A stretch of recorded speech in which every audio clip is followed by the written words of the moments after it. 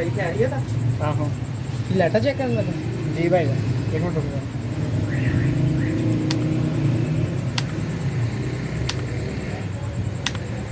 ਭਾਈ ਇੱਕ ਮਿੰਟ ਮੈਨੂੰ ਰੇਟ ਦੇ ਮਾੜਾ ਇੱਕ ਮਿੰਟ ਯਾਰ। ਕੌਣ ਟਾਵਰ ਸਿਸਟਮ ਤੇ ਆ?